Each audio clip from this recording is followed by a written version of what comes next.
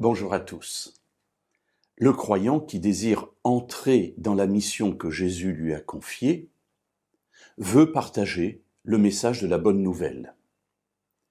Il est rempli de ce désir, il veut vraiment bien faire, et puis parfois il se pose la question, mais qu'est-ce que je vais raconter? Qu'est-ce que je vais dire?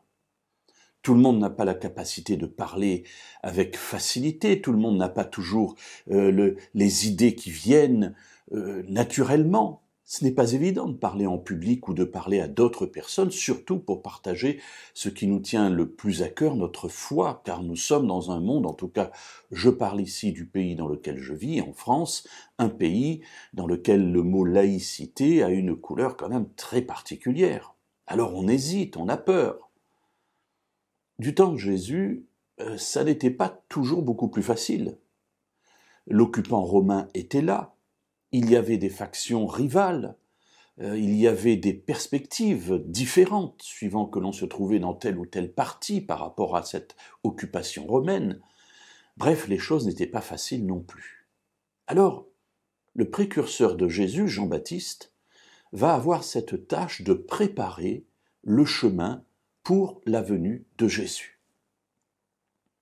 Dans l'Évangile selon Matthieu, au chapitre 3, et au verset 1 et 2, nous voyons une partie de son message, et je vous invite à le lire.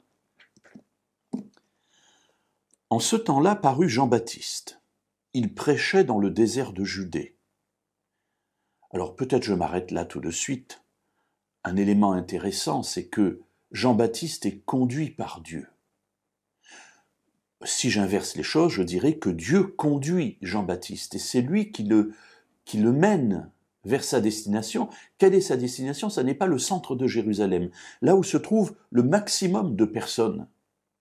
Je me dis, si je veux faire une campagne de conférences pour parler de la Bible, pour parler de Dieu, je vais aller au centre de Bordeaux, puisque c'est là où je me trouve en ce moment. Je vais louer la plus grande salle, et là, je vais faire venir les foules. Dieu dit à Jean-Baptiste, va dans le désert.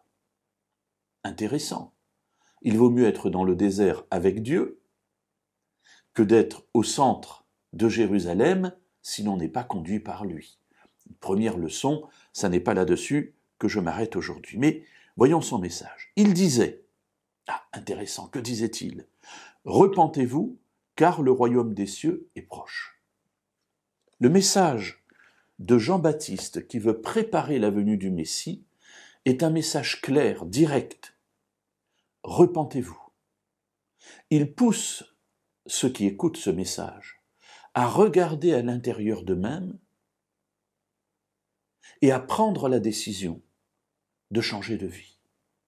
Repentez-vous en hébreu vient d'un mot qui veut dire se retourner, prendre le chemin inverse. On fait un 180 degrés, on va dans l'autre sens.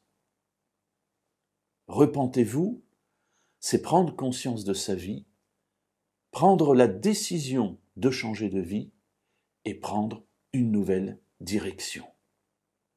Voilà quelque chose qui peut être aussi une base de réflexion pour nous. Que dire à ceux qui nous entourent?